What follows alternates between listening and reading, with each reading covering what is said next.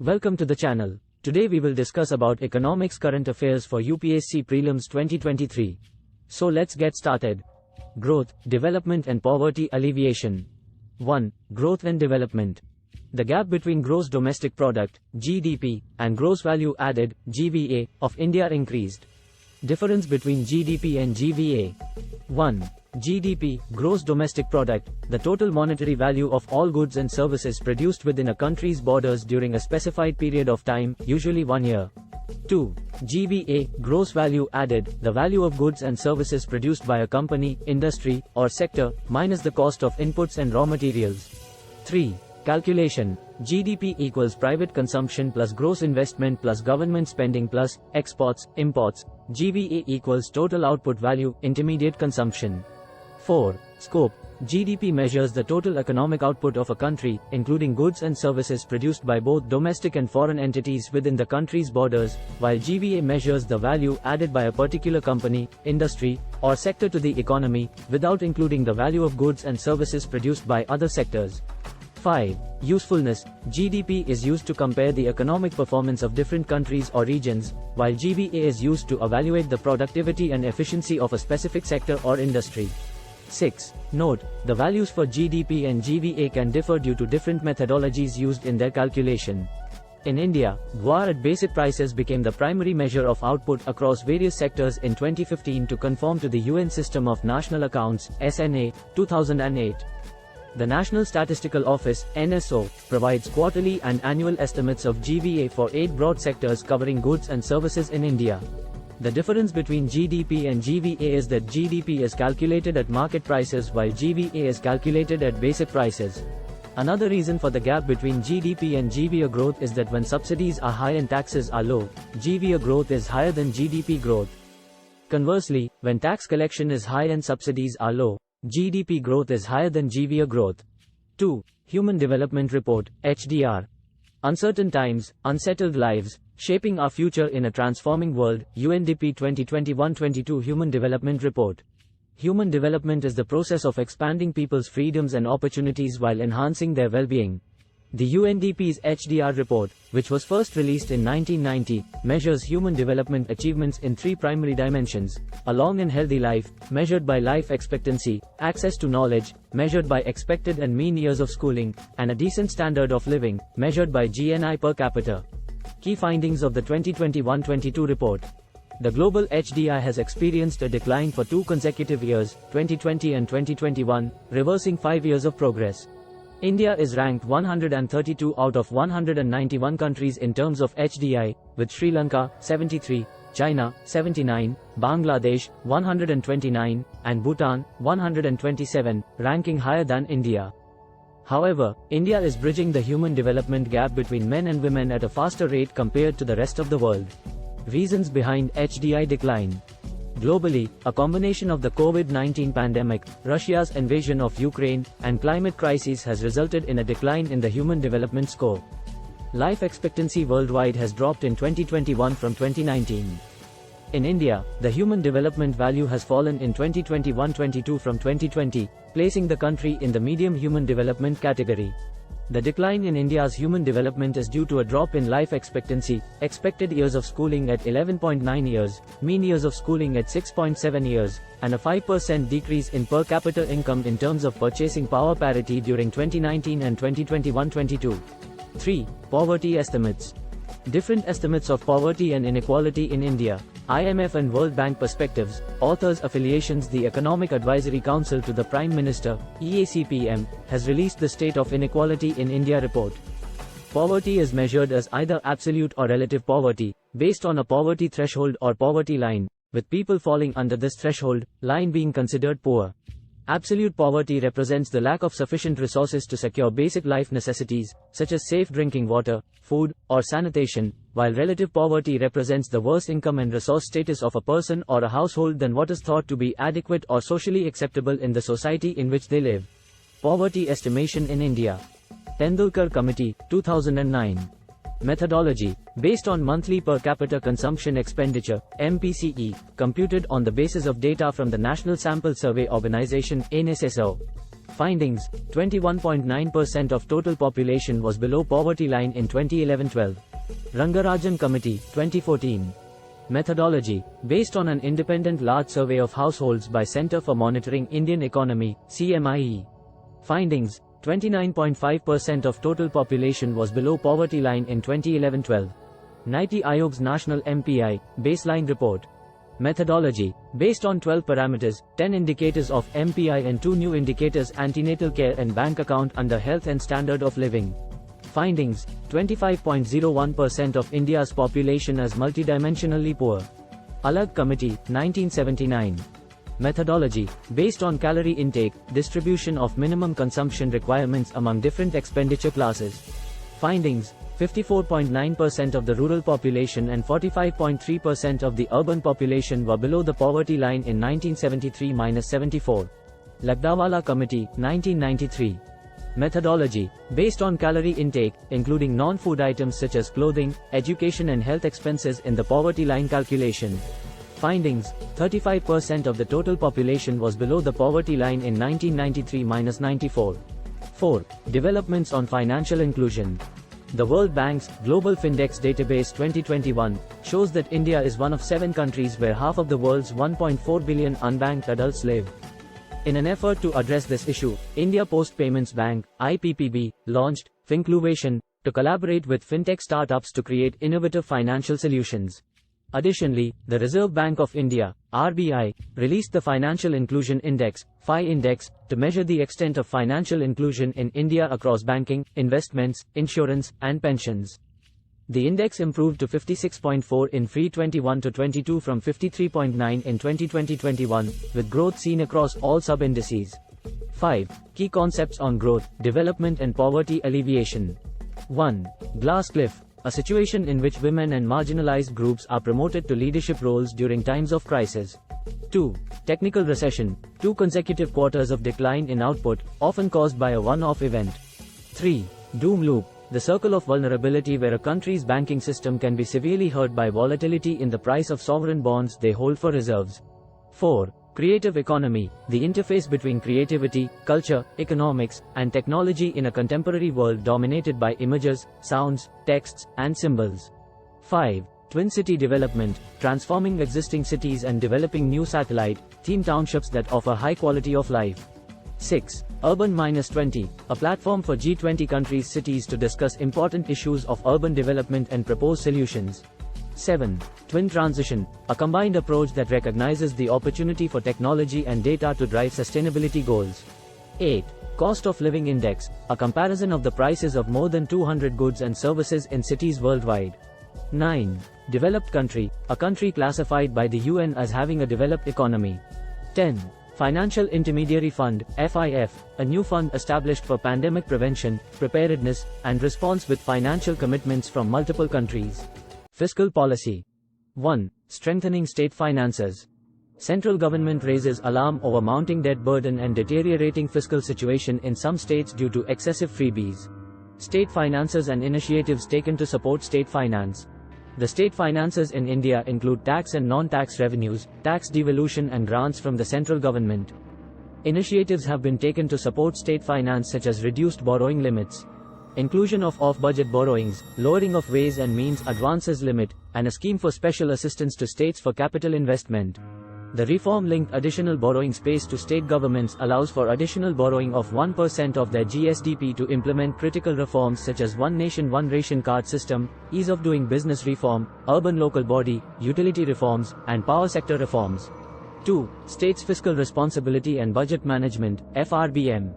State-owned companies borrowing to be considered under states' FRBM limit, informs Ministry of Finance. The borrowing by states has an impact on their revenue deficit and fiscal deficit, and under Article 293(3) of the Constitution, the state requires the consent of the Union government to raise any loan if there is still an outstanding part of a loan. All states have enacted their FRBM Act as per the 12th Finance Commission recommendation, and its compliance is monitored by the respective state legislatures.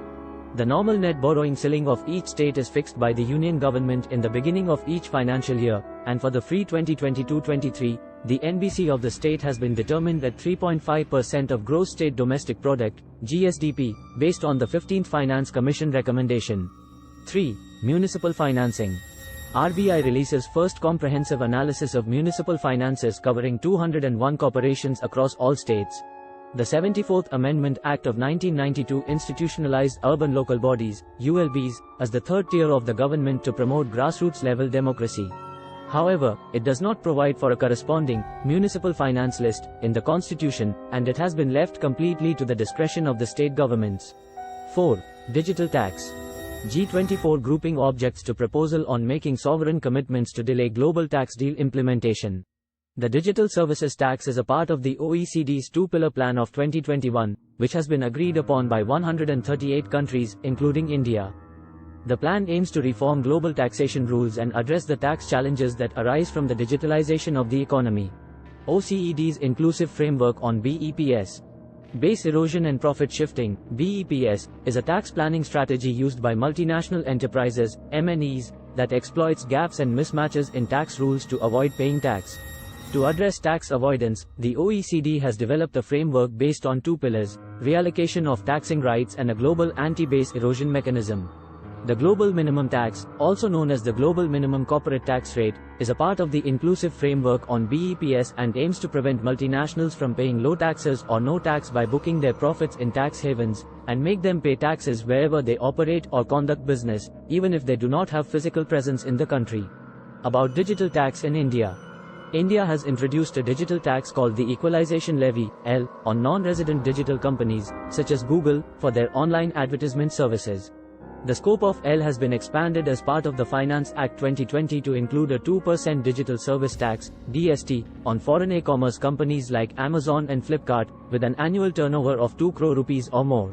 This tax is aimed at ensuring that non-resident digital service providers pay their fair share of tax on revenues generated in the Indian digital market. The DST is set to stay beyond 2023, as a global tax deal which was to replace such levies by individual nations by then faces implementation challenges. Implementation challenges. There are divergent interests between European countries and the US when it comes to international tax policies. European countries have prioritized the issue of digital taxation, while the US has prioritized the global minimum rate. However, both US and European legislators are now struggling to pass the necessary laws to implement the tax deal.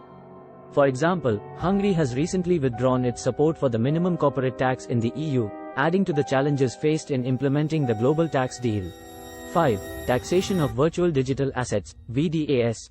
CBDT amends income tax rules to specify compliance with TDS provision on virtual digital assets, VDAs. The Finance Bill 2022 has defined virtual digital assets, VDAs, under the IT Act, 1961 as any information or code or number or token that can be transferred, stored or traded electronically through cryptographic means or otherwise. This includes non-fungible tokens, NFTs, cryptocurrencies, dematerialized shares, promotional currencies, and e-books. However, the RBI has highlighted the risks associated with cryptocurrencies, such as the dollarization of the economy, which would be against India's sovereign interest. While some countries like El Salvador and the Central African Republic have allowed cryptocurrencies as legal tender or made them their official currency, they are not promoted as such in India. Taxation of VDAs.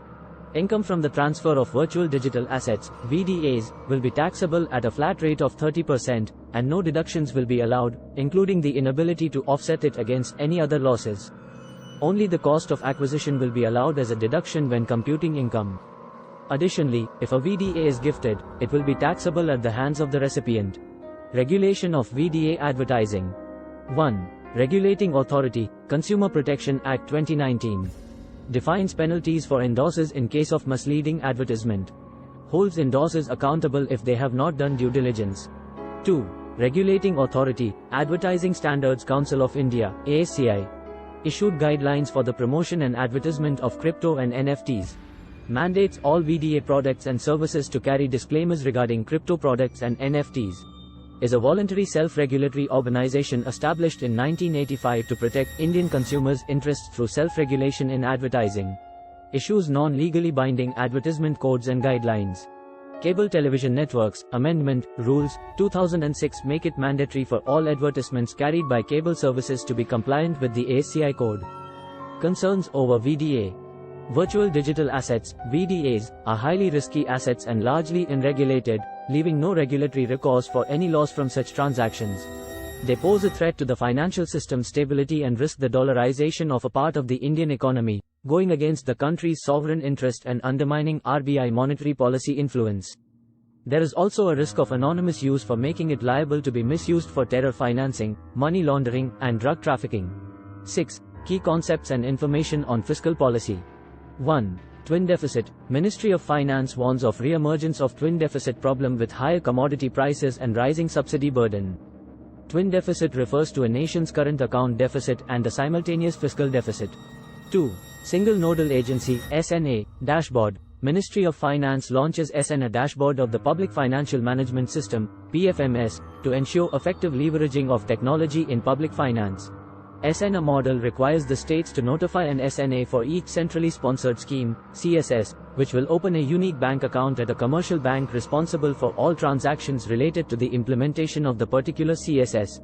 3. Status Report on India's External Debt 2021-22, released by the Department of Economic Affairs. Report highlights 8.2% rise in India's external debt to stand at $620.7 billion on March 31, 2022. External debt refers to money borrowed from outside the country and has to be paid back in currency in which it is borrowed. 4. Tobin tax. Tobin tax is a tax levied on spot currency conversions, with the intention of disincentivizing short-term currency speculation. 5. Windfall tax. Centre has cut windfall tax on crude producers, scraps petrol exports levy. Windfall tax is a one-off tax imposed by a government on a company, levied on an unforeseen or unexpectedly large profit, especially unfairly obtained. It is only levied in public interest. 6. GAR, General Anti-Avoidance Rule. GAR is an anti-abuse provision invoked by tax authorities to strike down unacceptable tax avoidance practices. It is a provision of last resort and used to strike down those lawful practices which undermine intention of tax laws, i.e. misuse or abuse of law. 7. Central Board of Direct Taxes, CBDT, Guidelines on TDS. Guidelines are related to applicability of new TDS provision regarding benefits received in a business or profession. Section 194R requires deduction of TDS at the rate of 10% by any person providing any benefit or perquisite, exceeding 20,000 rupees in a year to a resident. CBDT clarified that Section 194R would apply on distribution of free samples to the hospital for doctors receiving free samples of medicines while employed in a hospital. 8. Double Taxation Avoidance Agreement, DTA, Income Tax Appellate Authority, ITAT, ruled that Google India's payment to Ireland unit was not royalty and therefore not subject to withholding tax. DTA is a tax treaty signed between India and another country so that taxpayers can avoid paying double taxes on their income earned from source as well as residence country. 9. RNOR, resident but not ordinarily resident. RNOR represents a person who does not qualify as an ordinary resident. It includes a person who spends over 120 but less than 182 days and earns 15 lakh rupees or more from assets in India. 10. Automatic Exchange of Information, AEOI, funds parked by Indian individuals and firms in Swiss banks jumped to a 14-year high in 2021 as per annual data from Switzerland's central bank. AEOI refers to the exchange of information between countries' tax authorities regarding financial accounts held by non-residents in their countries. That's all for today. Thank you for watching. Please like, share and subscribe the channel.